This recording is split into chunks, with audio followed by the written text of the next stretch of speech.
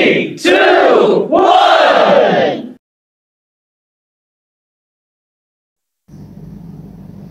السلام عليكم ورحمة الله وبركاته. أهلا بكم في لقاء جديد على قناة بداية حياة.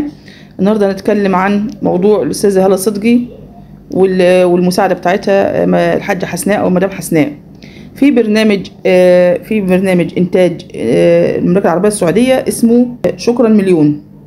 البرنامج ده المفروض بيستضيف أحد الفنانين أو الفنانات وبيسألهم سؤال: انتوا مين تقولوا له شكرا؟ يكون مثلا اثر في حياتكم او ساعدكم او كان مخلص وكده. فالمهم هي طبعا جت طبعا بكل براءه، راحت قالت يعني عندي المساعده بتاعتي دي ست امينه ودي ست كويسه ومعايا دلوقتي 16 سنه وانا بقدم لها الجائزه بتاعت البرنامج. الجائزه دي حوالي 150 ريال سعودي، ما يعادل حوالي 2 مليون جنيه مصري. طبعا الست طبعا قدام الكاميرات طلعت وقالت لها: تعالي يا حسناء وانا بشكرك، وانت كنت مثال الانسانه الوفيه، الانسانه الامينه، الانسان اللي ساعدتيني ووقفتي جنبي لمده 16 سنه.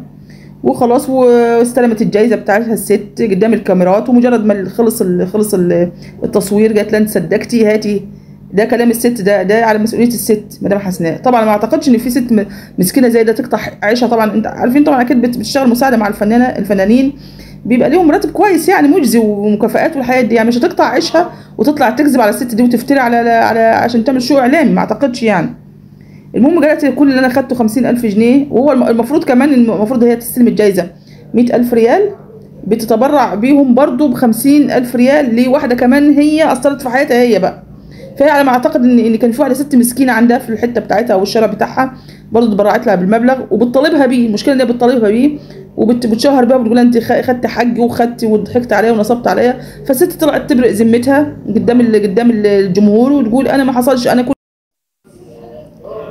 قالت انا كل اللي استلمته 50,000 جنيه مصري. وطلعت الفنانه هاله صدقي قالت: لا، دي خدت مني 100,000. طب ماشي يا استاذه هاله، 100,000 او 50,000 ده بالمصري، الجائزه ب 125,000 ريال سعودي، يعني ما يعادل 2 مليون مصري.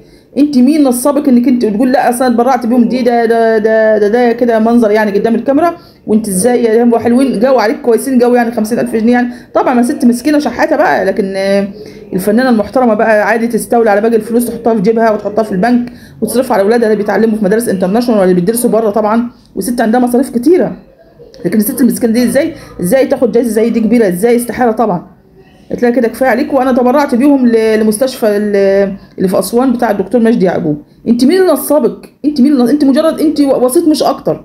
لكن ازاي بقى البرنامج يعدي كده وما يديش بكشيش زي ما بيقولوا الاستاذه الفنانه؟ ازاي يدوا الست المسكينه دهاتي؟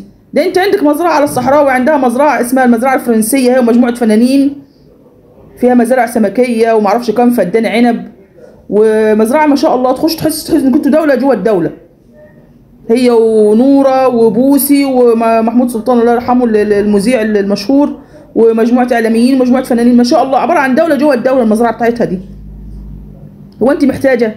يبقى انت كده، احنا كده نشك فيك بقى انك انت فعلا التهمه اللي اتهمها لك ادام انت انسانه كذابه ومدلسه ولصه كده، يبقى انت التهمه اللي اتهمها لك زوجك او طليقك ابو الولدين التوأم او الولد والبنت التوأم دول، انك انت فعلا خدت بويضات واحده ست والولاد ده مش اولادك، وارد فعلا ادام انت كذابه كده ومدلسه.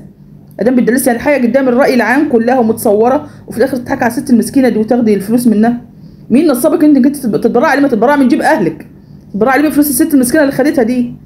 يمكن نصيبها سبحان الله، يمكن الله اعلم في ضائقه ماليه، يمكن مش لاقيه شقه، الله اعلم بيها وظروفها ايه، يمكن ربنا بعت لها الرزق ده من السماء.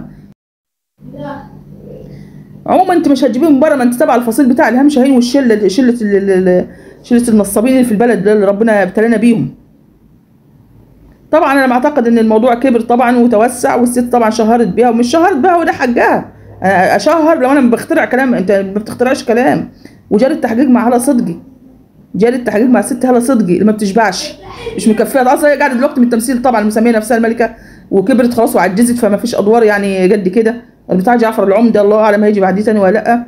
فطبعا لازم طبعا تشفط كله في كرشها، مش في دماغها الناس الغلابه. الناس الغلابه يداس عليهم بالجزمه في البلد دي، الناس الغلبان يداس عليه بالجزمه في البلد دي من الفنانين شله المنتفعين، ناس لا كانت لا قيمه ولا قام. احنا اللي عملنا، احنا الجمهور والشعب اللي عملنا لهم قيمه وجامه بفلوسنا، واحنا وصلناهم لمرتبه التأليه. انهم الهه، هم شويه ما كانوش قيمه زمان. زمان كان الواحد يستعار ان هو يناسب واحد فنان، يقول لي ده مشخصاتي، ايه ده، ازاي ده يجي يناسبني، ازاي فلان ده يجي يناسبني.